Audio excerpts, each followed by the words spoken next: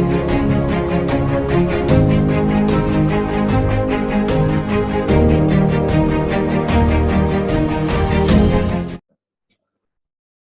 का हमारा टॉपिक है न्यूट्रिशन इन ह्यूमन बींग्स। अभी फिलहाल हमने जो है न्यूट्रिशन इन प्लांट्स को देखा, ऑटोट्रॉफिक न्यूट्रिशन, हेटरोट्रॉफिक न्यूट्रिशन, सारी चीजों के बारे में हमने डिस्कशन किया। अब हम बात करते हैं न्यूट्रिशन इन ह्यूमन बींग्स के बारे में। ह्यूमन बींग्स के न्यूट्रिशन की अगर हम बात करें तो एक बात तो कंफर्म है कि हम सभी हेटरोट्रॉफिक न्यूट्रिशन को शो करते हैं। हम अपना फूड खुद प्रिपेयर नहीं कर सकते हैं, इसीलिए हम दूसरे ऑर्गेनिजम्स पे डिपेंड हैं अपने न्यूट्रिशन के लिए। तो हम हेटरोट्रॉफिक न्यूट्रिशन को शो कर रहे हैं। बात करते हैं डाइजेस्टिव सिस्टम के बारे में। हमारे ह्यूमन बींग्स में डाइजेस्टिव सिस्टम वेल डेवलप्ड होता है।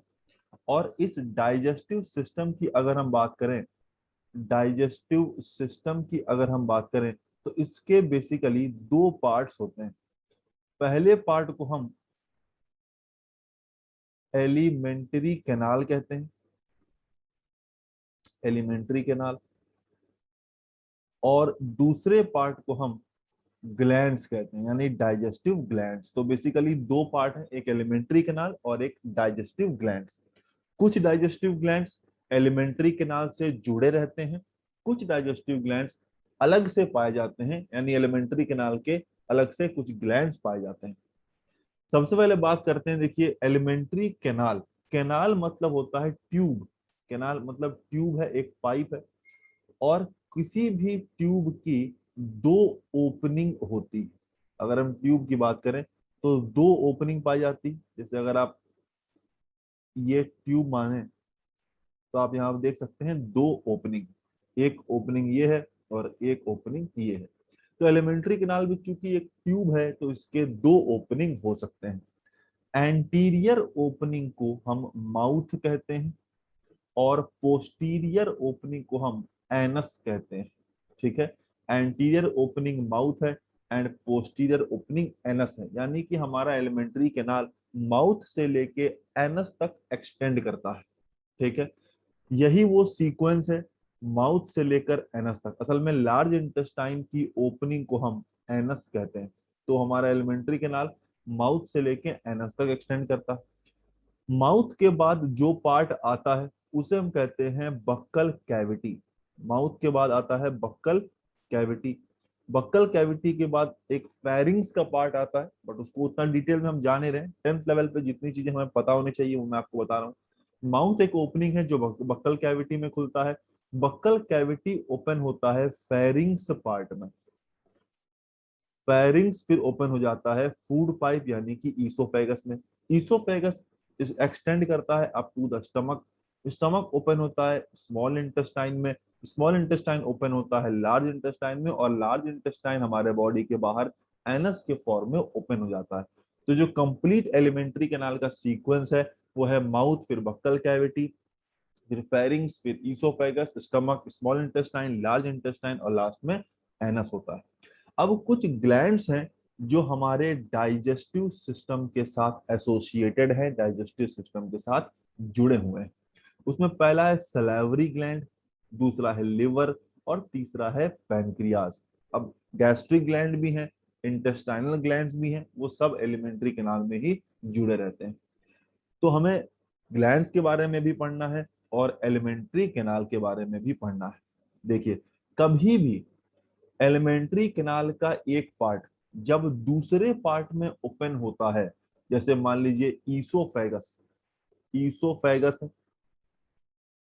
ये ईसोफेगस जब स्टमक में ओपन होगा, ये ईसोफेगस जब स्टमक में ओपन होगा, यानी एक पार्ट दूसरे पार्ट में ओपन होगा, तो वहां पर एक मसल पाई जाएगी जिसे हम कहेंगे स्फिंक्टर मसल। स्फिंक्टर मसल, देखिए स्फिंक्टर मसल वो मसल है जो एक part of the alimentary canal को दूसरे पार्ट में ओपन करने को गार्ड करता है, उसको रेगुलेट करता है।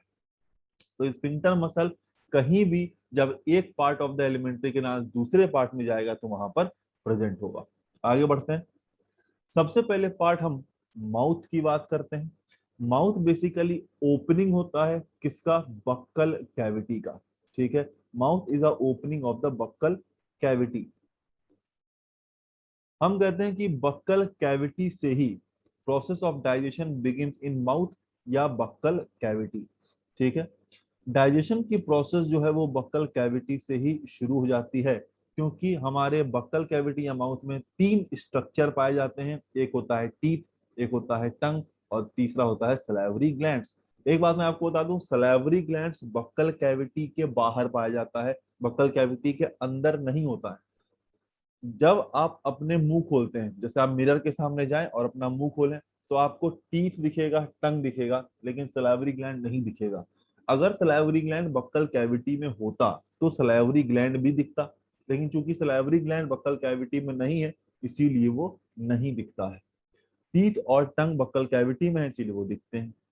तो टीथ, टंग और सलाइवरी ग्लैंड ये तीनों बक्कल कैविटी में बताए जाते हैं, क्योंकि सलाइवरी ग्लैंड अपने सेक्रीशन सलाइवा को बक्कल कैविटी में ही रिलीज करता है, इसीलिए सलाइवरी ग्लैंड को हम बक्कल कैविटी में के साथ ही पढ़ लेते हैं। तो टीथ, टंग और सलाइवरी ग्लैंड ये तीन स्ट्रक्चर हैं जो बक्कल कैविटी में होने वाले डाइजेशन को फैसिलिटेट करते हैं। सबसे पहले हम बात करते हैं टीथ के बारे में।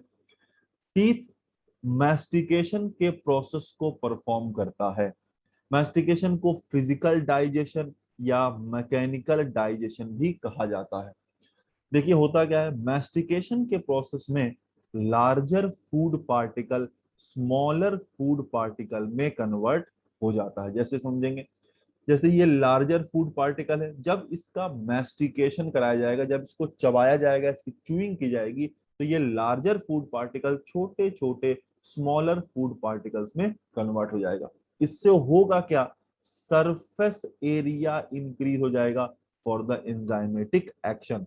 देखिए जब कभी भी डाइजेशन करवाना है, तो जाहिर सी बात है वो एंजाइम की एक्टिविटी से ही होगा। एंजाइम एक्ट करेगा तभी डाइजेशन की प्रोसेस हो पाएगी। एंजाइम हमेशा सरफेस से एक्ट करता है। एंजाइम हमेशा जो है वो सरफेस से एक्ट करता है। जैसे अगर ये फूड पार्टिकल है, तो यहाँ सरफेस से एंजाइम एक्ट करते हैं। तो अगर फूड पार्टिकल लार्ज है, तो केवल उसको ये आउटर सरफेस ही मिल पाएगा, लेकिन जब इसे हम छोटे छोटे पार्ट में ब्रेक कर देंगे, तो हर फूड पार्टिकल का आउटर सरफेस एरिया मिल जाएगा एंजाइम को एक्ट करने के लिए। हर फूड पार्टिकल के आउटर सरफेस से एंजाइम एक्ट कर पाएगा, तो सरफेस एरिया बढ़ जाएगा फॉर द एंजाइमेटिक एक्शन। आगे बढ़ते हैं टंग के बारे में। कुछ एडिशनल बातें मैं आपको टीथ के बारे में बता देता हूं। ये जो पॉइंट यहाँ पर मैंने लिखा हुआ है, वो पॉइंट तो आपको मिनिमम याद होना ही चाहिए। इसके अलावा कुछ एक्स्ट्रा पॉइंट मैं आपको बता देता हूं जो 10th लेवल पे हमें जानना चाहिए। मे भी बोर्ड में आए, मे भी नहीं आए, जितना लिखा है उतना तो आएगा ही, उतना तो हमें पता होना ही चाहिए। इसके अलावा कुछ एडिशनल बातें मैं आपको टीथ के बारे में बता देता हूँ। टोटल 4 टाइप्स ऑफ टीथ पाए जाते हैं। 4 टाइप्स ऑफ टीथ होते हैं। एक को कहा जाता है इंसाइजर, एक होता है कैनाइन, एक होता है प्रीमोलर, और फिर होता है मोलर। तो ये 4 तरह के टूथ पाए जाते हैं, incisor, canine, premolar and molar. बात करते हैं, देखिए यहाँ पर डेंटल फॉर्मूला के बारे में, कि हमारे टोटल जो 32 टीथ हैं वो किस तरह से हमारे बक्कल कैविटी में लगे हुए हैं। तो देखिए, incisor, canine, premolar and molar, ये 4 दांत हैं। अब ऊपर की तरफ यानी अपर जॉ में, जिसे हम मैक्सिला कहते हैं, वहां 16 टूथ पाए जाते हैं। नीचे जिसे हम मैंडिबल कहते हैं, वहां 16 टूथ पाए जाते हैं। तो 16 in the upper jaw, 16 in the lower jaw, total 32 teeth होता है। यही देखते हैं किस तरह से होते हैं। इंसाइजर होता है 2, कैनाइन 1, प्रीमोलर 2 और maxilla 3 in the upper half. यानी अपर में भी 8 और 8 के फॉर्म में होगा, टोटल से 16। नीचे भी 8 और 8 के फॉर्म में 2 सेट होते हैं, यानी टोटल 16 होते हैं। तो ऊपर incisor 2, canine 1, premolar 2 and molar 3 in the upper half. उसी तरह नीचे incisor 2, canine 1, premolar 2 and molar 3 in the lower half. अब हम लोअर हाफ की बात कर रहे हैं, तो अगर आप इसको इंटू 2 कर लेंगे, तो अदर हाफ भी निकल आएगा। तो ये टोटल जो है 8 हो रहा है, नीचे टोटल 8, इसको 2 से इंटू कर दीजिए, तो ऊपर टोटल 16 हो गए, नीचे टोटल 16 हो गए, तो टोटल 32 टीथ पाए जाते हैं। दो तरह के टीथ होते हैं, एक को हम कहते हैं मिल्क टीथ या डेसिडुअस टीथ। मिल्क टीथ या डेसिडुअस टीथ। और एक को हम कहते हैं परमानेंट टीथ। ये होते हैं परमानेंट टीथ। मिल्क टीथ या डेसिडुअस टीथ वो टीथ होते हैं जो हमारे लाइफ के कुछ समय तक हमारे साथ रहते हैं, उसके बाद वो गिर जाते हैं, उसके बाद परमानेंट टूथ निकलते हैं जो हम लाइफ लॉन्ग हमारे साथ रहते हैं। तो हमारे साथ दो सेट ऑफ टीथ पूरे लाइफ टाइम में पाया जाता है। आगे बढ़ते हैं, बात करते हैं टंग के बारे में। Tongue detection of taste of the food करता है। ये फूड के टेस्ट में हेल्प करता है, फूड के टेस्ट को डिटेक्ट करने में। ये मैस्टिकेशन परफॉर्म तो नहीं करता है लेकिन हेल्प करता है। हम टीथ, अपने टीथ से फूड को च्यू करते हैं, मैस्टिकेट करते हैं। टंग से फूड को च्यू नहीं करते हैं, टंग से फूड को मैस्टिकेट नहीं करते हैं, लेकिन टंग मैस्टिकेशन में हेल्प करता है। क्यों? क्योंकि जब हम फूड खाते हैं तो हम एक तरफ पहले फूड को रखते हैं और च्यू करते हैं, कुछ समय बाद हम फूड को दूसरी तरफ ले जाते हैं और फिर च्यू करना शुरू करते हैं। तो ये एक part of the buccal cavity से दूसरे पार्ट में फूड को ले जाने में टंग हमारी हेल्प करता है। अगर एक ही तरफ हम काफी लंबे समय तक च्यू करते रहेंगे तो उतनी एफिशिएंसी से च्यूइंग नहीं हो पाएगी, लेकिन जब अलग अलग टूथ को इन्वॉल्व कर लेंगे, अलग अलग पार्ट्स को इन्वॉल्व कर लेंगे, तो मैस्टिकेशन की प्रोसेस ज्यादा अच्छे से हो पाएगी।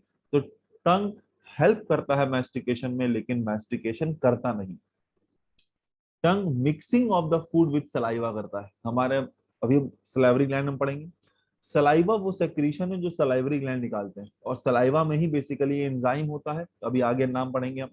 तो फूड को उस सलाइवा से मिक्स करना जरूरी है, क्योंकि सलाइवा में डाइजेस्टिव एंजाइम है। जब तक सलाइवा को डाइजेस्टिव एंजाइम के साथ मिक्स नहीं किया जाएगा, जब तक सलाइवा को डाइजेस्टिव एंजाइम के साथ मिक्स नहीं करेंगे, उसका डाइजेशन प्रॉपर नहीं हो पाएगा। तो फूड को सलाइवा से मिक्स करने का काम भी टंग करता है। चलिए आगे बढ़ते हैं, बात करते हैं सलाइवरी ग्लैंड के बारे में। सलाइवरी ग्लैंड एक फ्लूइड प्रोड्यूस करता है जिसको हम सलाइवा कहते हैं। सलाइवा में डाइजेस्टिव एंजाइम भी होता है और प्रोटेक्टिव एंजाइम भी पाया जाता है। डाइजेस्टिव एंजाइम का नाम होता है सलाइवरी अल्फा एमाइलेज, जो कार्बोहाइड्रेट का डाइजेशन करता है। ये बहुत इंपॉर्टेंट बात है, क्योंकि सलाइवा में सिर्फ कार्बोहाइड्रेट ही डाइजेशन करने की एंजाइम होते हैं। फैट और प्रोटीन का डाइजेशन करने की क्षमता, डाइजेशन करने की कैपेबिलिटी सलाइवा में नहीं होती है, क्योंकि सिर्फ कार्बोहाइड्रेट डाइजेस्टिव एंजाइम ही है, fat and protein digestive enzyme नहीं होता। सलाइवरी अल्फा एमाइलेज का एक नाम और होता है, इसे हम कहते हैं टाइलिन। इसको हम टाइलिन भी कहते हैं। ये नाम से भी आपसे क्वेश्चन पूछा जा सकता है कि सलाइवा में कौन सा एंजाइम है, तो सलाइवरी अल्फा एमाइलेज या टाइलिन होता है। ये सिर्फ कार्बोहाइड्रेट के डाइजेशन में हेल्प करेगा। तो ये बात हो गई डाइजेस्टिव एंजाइम की। दूसरा है प्रोटेक्टिव एंजाइम, उसका नाम है लाइसोजाइम, और ये बैक्टीरिया को ही किल करेगा और किसी को किल नहीं करेगा। तो प्रोटेक्टिव एंजाइम है लाइसोजाइम, डाइजेस्टिव एंजाइम है salivary alpha amylase. Salivary gland 3 pair पाए जाते हैं, यानी टोटल 6 सलाइवरी ग्लैंड पाए जाते हैं outside the buccal cavity, buccal cavity के बाहर। अब ये 3 कौन से हैं या 3 पेयर कौन से हैं? देखिए, पहला जो पेयर है उसे हम कहते हैं पैरोटिड सलाइवरी ग्लैंड, ये है पैरोटिड सलाइवरी ग्लैंड। दूसरा जो है उसे हम कहते हैं सब मैंडिबुलर और सब मैग्जिलरी। हम पहले भी आपसे बता चुके हैं कि मैग्जिला अपर जॉ को कहते हैं, मैंडिबल लोअर जॉ को कहते हैं। तो चूंकि सब मैंडिबुलर या सब मैग्जिलरी सलाइवरी ग्लैंड जो है वो अपर और लोअर जॉ के बीच में पाया जाता है, इसीलिए पोजीशन के आधार पर इसे हम सब मैंडिबुलर या सब मैग्जिलरी कह रहे हैं, क्योंकि ये दोनों जॉ के बीच में है। अगर ये कंप्लीटली ऊपर होता तो मैग्जिलरी बोल देते, कंप्लीटली नीचे होता तो मैंडिबुलर बोल देते, लेकिन चूंकि ये बीच में पाया जा रहा है इसीलिए हम सब मैंडिबुलर या सब मैग्जिलरी कहते हैं। तीसरा जो है उसे हम कहते हैं सब लिंगुअल सलाइवरी ग्लैंड, क्योंकि ये टंग के नीचे पाया जाता है। और सब लिंगुअल, लिंगुअल टर्म टंग के लिए यूज करते हैं, तो टंग के नीचे है तो सब लिंगुअल हो गया, ठीक है। तो एक हो गया पैरोटिड सलाइवरी ग्लैंड, एक हो गया सब मैंडिबुलर या सब मैक्सिलरी सलाइवरी ग्लैंड, और तीसरा हो गया सब लिंगुअल सलाइवरी ग्लैंड। ये तीनों मिला के, ये तीनों ग्लैंड मिला के एक फ्लूइड सेक्रीट करता है जिसे हम कहते हैं सलाइवा। सबसे ज्यादा सलाइवा कौन सेक्रीट करता है? सब मैंडिबुलर या सब मैक्सिलरी, मैक्सिमम सलाइवा यही सेक्रीट करता है। एक छोटा सा टर्म पढ़ लेते हैं जिसे हम कहते हैं पेरिस्टालिसिस। पेरिस्टालिसिस क्या होता है? Contraction and expansion movement of the walls of the alimentary canal which result in the movement of food. देखिए, पेरिस्टालिसिस एक ऐसी प्रोसेस है जो फूड को मूवमेंट में हेल्प करता है एक part of the alimentary canal से दूसरे पार्ट में पहुंचाने के लिए। जैसे अगर हम ईसोफेगस की बात करें, फूड पाइप की बात करें, जैसे मान लीजिए ये ईसोफेगस है। अब फूड जो है, मान लेते हैं कि जो फूड है वो यहाँ पर है, अभी तुरंत तुरंत हमने फूड को सॉलो किया है तो फूड यहाँ पर पाया जाता है।